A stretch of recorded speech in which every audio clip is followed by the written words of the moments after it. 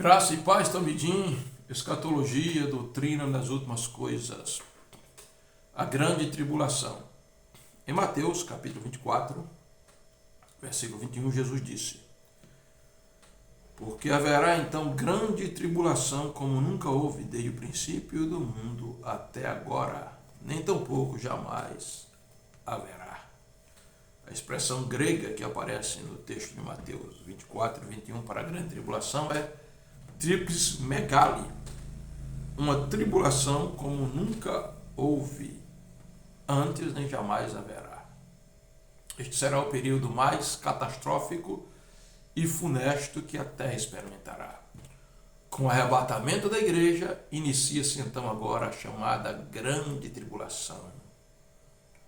O tempo em que Deus abandonará o mundo, julgará o mundo pecador e julgará também a Israel. O que é, pois, a grande tribulação?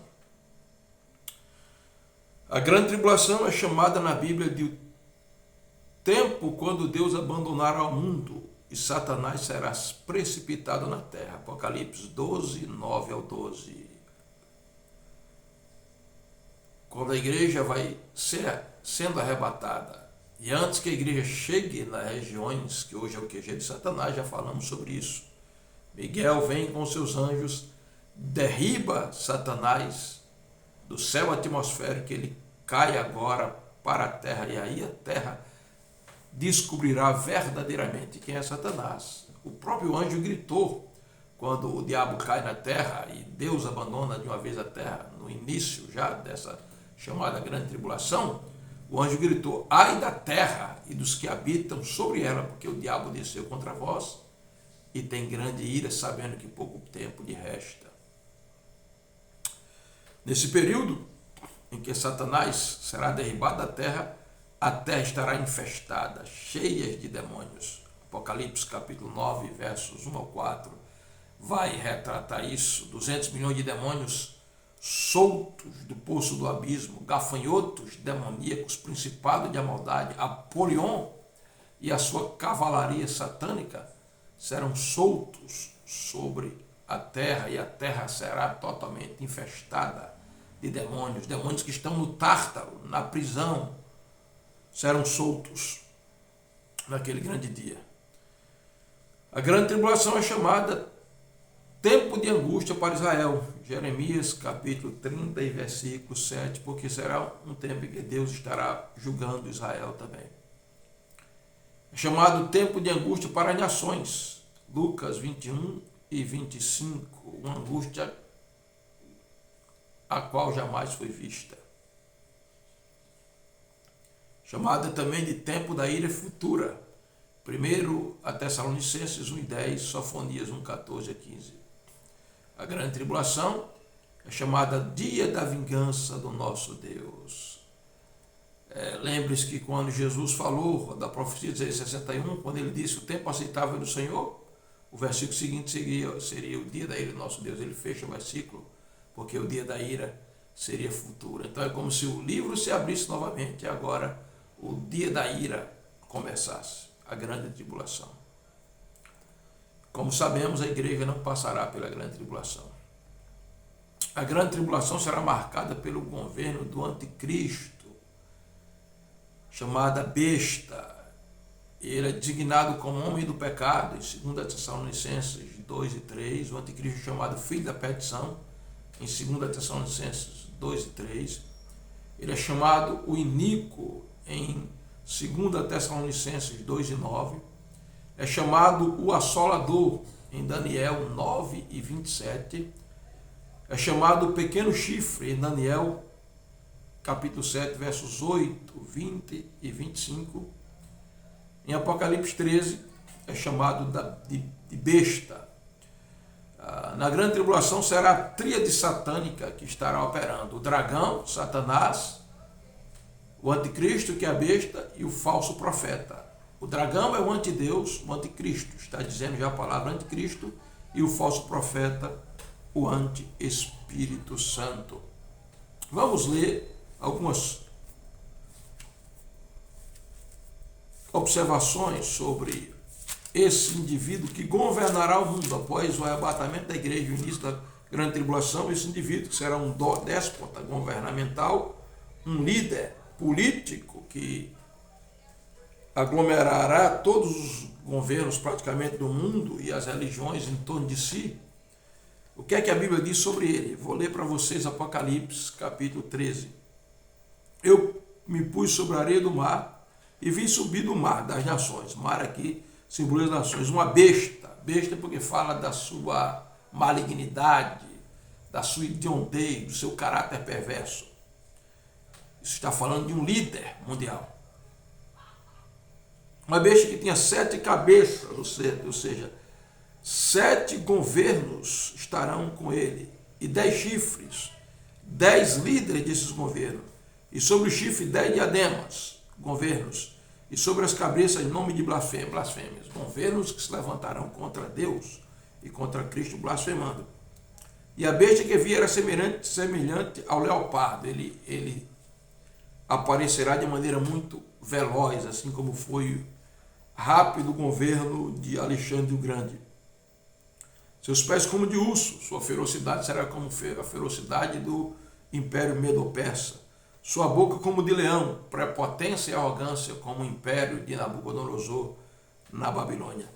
E o dragão, Satanás, deu o seu poder, o seu trono e grande poderio.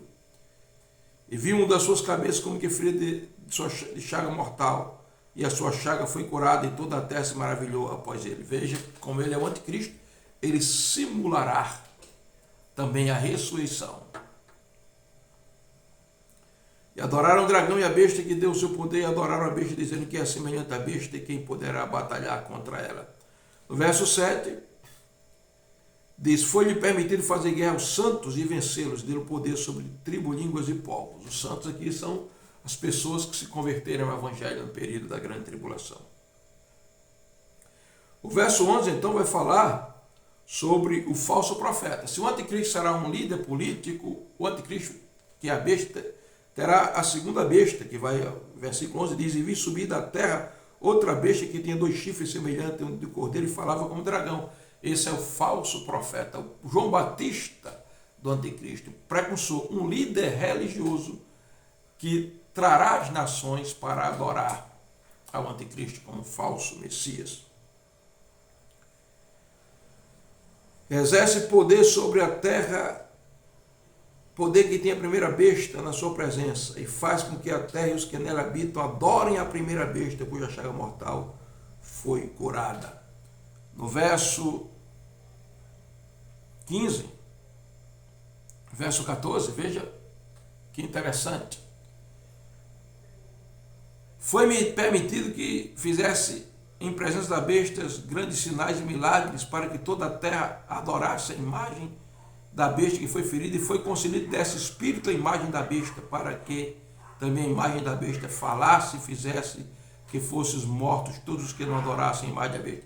Aqui se cumpre Daniel 9:27, a assolação, Mateus 24, o assolador, a abominação do lugar santo, a imagem da besta do templo com poderes sobrenaturais. A partir do versos 16 e 17, nós vamos encontrar que o falso profeta e o anticristo darão um sinal, 666, um código, onde ele controlará a economia mundial e controlará as pessoas através desse código. Esse será o império de Satanás através desses 2 indivíduos. A besta é um líder político e o falso profeta um líder religioso. O que acontecerá na grande tribulação após a ascensão do anticristo? Primeiro, a abertura dos 7 selos, Apocalipse capítulo 6. O primeiro selo, o anticristo assume o governo. Pouco tempo depois dessa falsa paz, cavalo branco, né? Quando o primeiro selo é aberto, o cavalo branco vem, o anticristo assume o governo. Pouco tempo depois dessa falsa paz, é solto o cavalo vermelho, a guerra é destravada.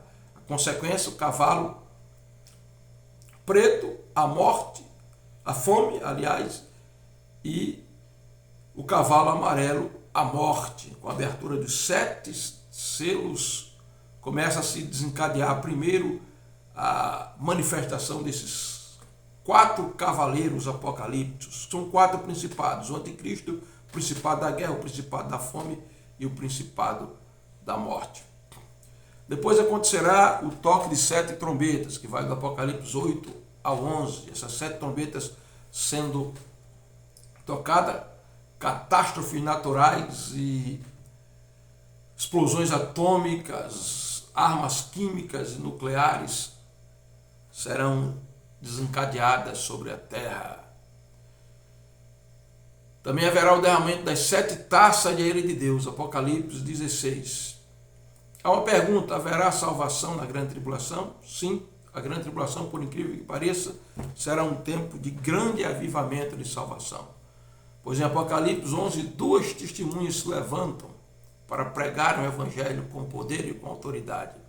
Enquanto que Apocalipse 7, 144 mil judeus evangelistas, arregimentados pelas 2 testemunhas, serão os evangelistas da grande tribulação.